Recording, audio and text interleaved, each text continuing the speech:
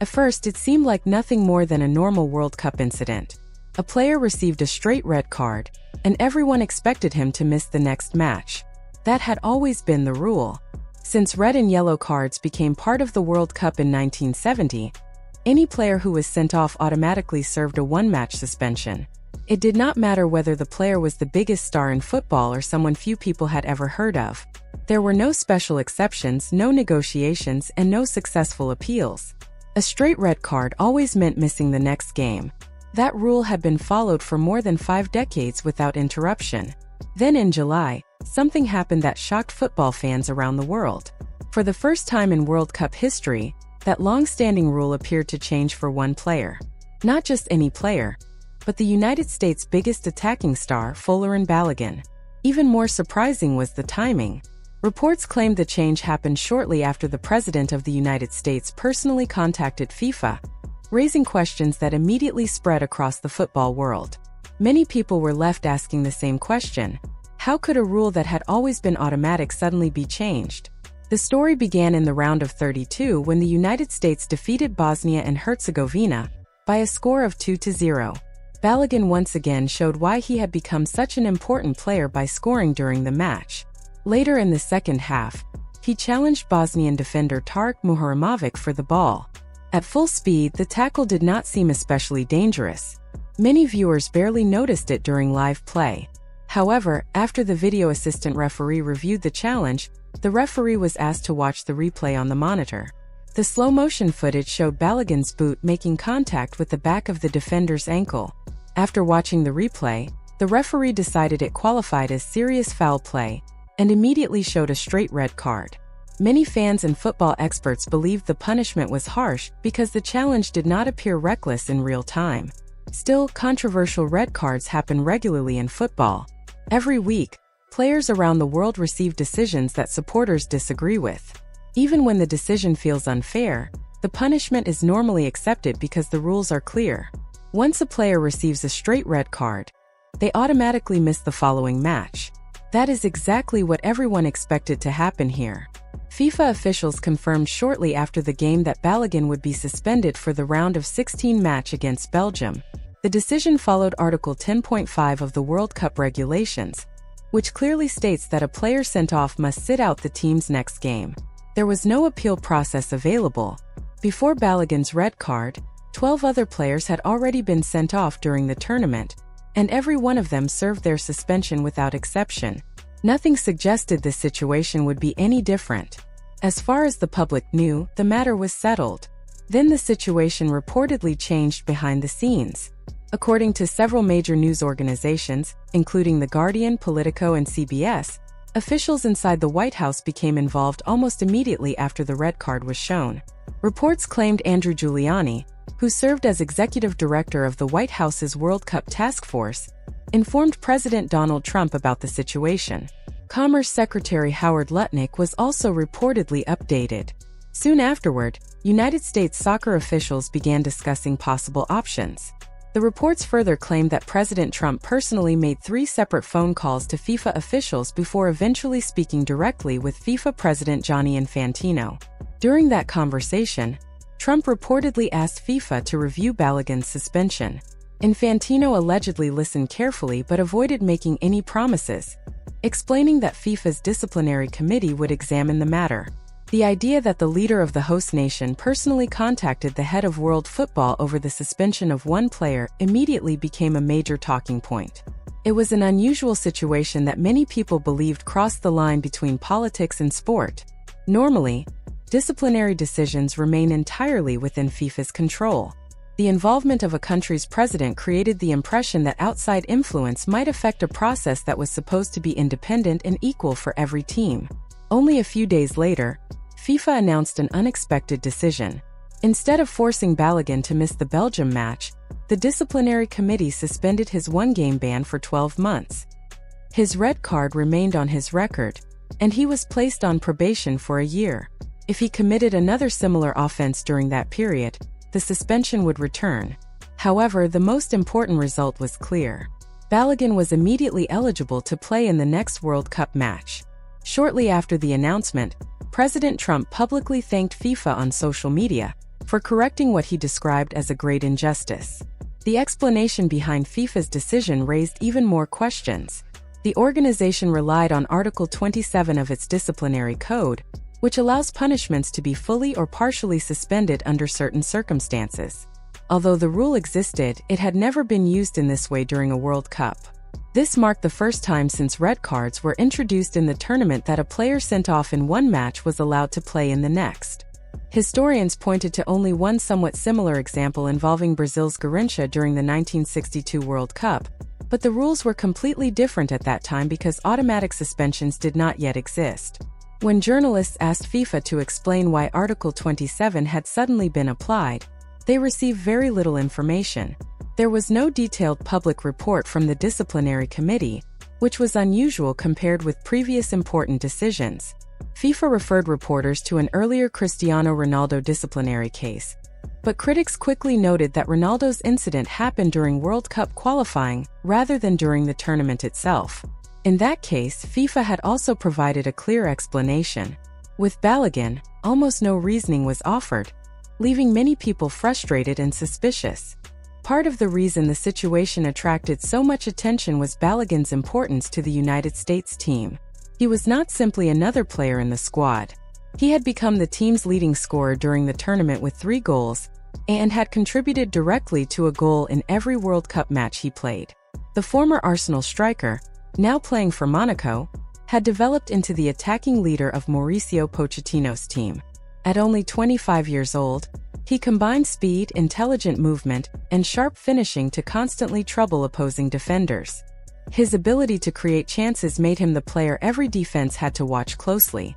The United States had entered the knockout stage playing some of its strongest football under Pochettino. Reaching the quarterfinals for the first time since 2002 suddenly looked possible. Belgium remained a difficult opponent, especially after defeating the Americans 5-2 in a friendly earlier that year. However, the United States had improved dramatically, and much of that progress was linked to Balogun's excellent form. Removing him from such an important match would have significantly weakened the team's attack. Whether that fact influenced events remains impossible to prove, but it explains why many people believe there was so much effort to keep him available. In the end, the decision became about far more than one footballer. It sparked an ongoing debate about fairness, consistency, political influence, and whether every nation truly plays by the same rules when the stakes are at their highest. Folarin Balogun's importance to the United States team goes far beyond simply scoring goals. His movement constantly forces defenders to retreat, creating valuable space for his teammates to attack. He stretches the opposing defense, making it easier for midfielders and wingers to find openings. That is why his teammates often speak about how much they depend on him to lead the attack. His presence changes the way opponents defend, and without him the American offense loses much of its sharpness. This was one of the main reasons so many American fans reacted strongly after his red card. Many believed he had already suffered enough during the match against Bosnia and Herzegovina. After being sent off, the United States had to play for more than 30 minutes with only 10 men, making the rest of the game much harder.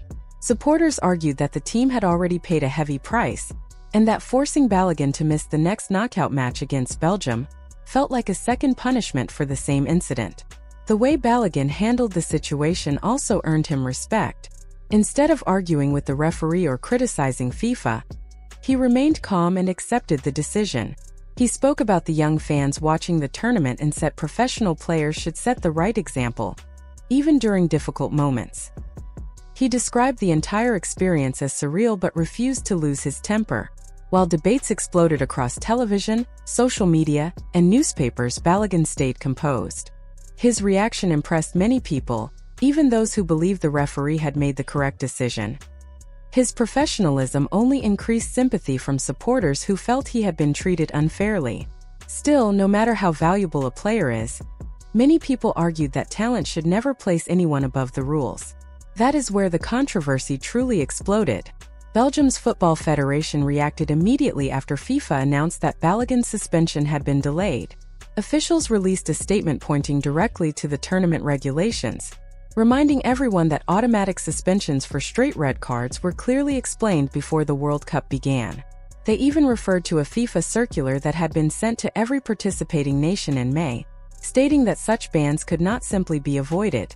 Belgium argued that FIFA had ignored its own competition rules by using another section of the disciplinary code to cancel the suspension. The federation also announced it was examining every possible legal option available. Belgium manager Rudi Garcia also expressed his frustration, although he did so with sarcasm rather than anger. He joked that the 5th of July had somehow turned into April Fool's Day because the decision made so little sense to him. Garcia insisted his complaints were not only about Belgium's chances of winning.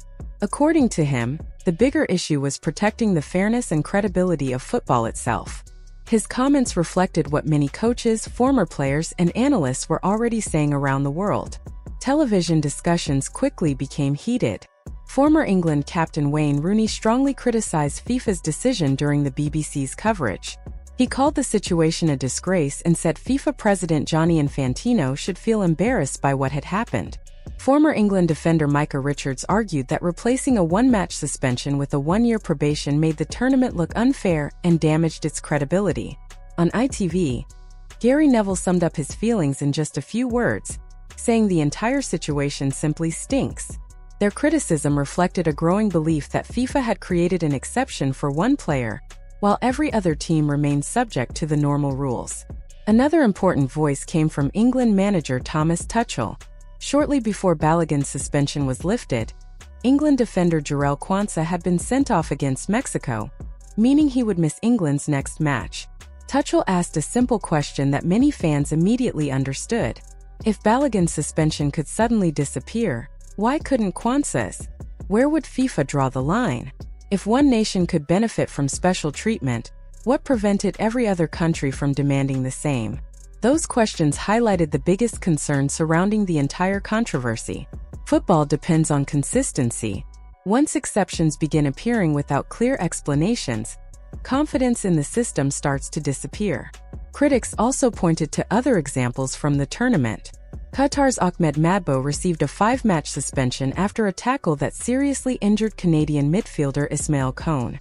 Some observers believe the injury resulted more from bad luck than deliberate violence. Yet no one stepped in to reduce his punishment. Meanwhile, CNN highlighted another incident involving Lionel Messi during Argentina's opening match. Some viewers believed Messi committed a challenge similar to Balogun's, but escaped without receiving a red card. Whether those situations were identical or not, they added to the growing feeling that disciplinary decisions lacked consistency. Many people began wondering whether outcomes depended less on the incident itself and more on who the player was and how much influence surrounded them. To be fair, there is another side to the argument.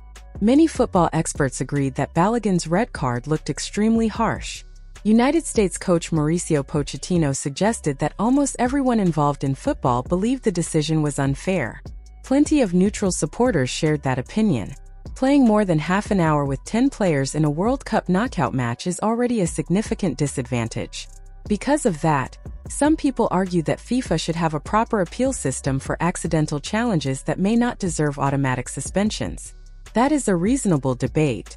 If every team had access to a transparent review process with published explanations, and Balogun's suspension had been overturned through those normal procedures, the controversy would likely have been far smaller. The real problem, according to many critics, was that no such open process appeared to exist. Instead, FIFA relied on a broad disciplinary rule that had never before been used this way during a World Cup. The decision came from a closed committee that did not fully explain its reasoning. At the same time, reports emerged about phone calls from the highest levels of the United States government. Even if those conversations had absolutely no influence on the final decision, the timing created an appearance that many people found impossible to ignore. The situation became even more sensitive because FIFA officially opposes political interference in football. Critics noted that Gianni Infantino and President Donald Trump had developed a close working relationship over several years. Infantino had visited the White House on multiple occasions, and both men were already expected to appear together during the World Cup trophy presentation. Against that background, many observers believed FIFA had a responsibility to provide a detailed public explanation. Instead, the organization remained largely silent, allowing doubts to grow even stronger. In the end, the biggest damage may not have been Balogun's suspension itself, but the questions it created. Even if FIFA reached its decision independently, many fans will always wonder whether political influence played a role. Every future controversial red card will now invite comparisons. Supporters will ask whether another player could receive the same treatment if the right people made the right phone calls. That uncertainty threatens one of the most important principles in sport, that every team competes under the same rules. Once people begin believing those rules can change for certain individuals, trust becomes much harder to rebuild. Whether the United States defeats Belgium or not, this debate is unlikely to disappear anytime soon. Instead, it may continue to shape discussions about fairness, transparency, and FIFA's credibility long after the tournament comes to an end.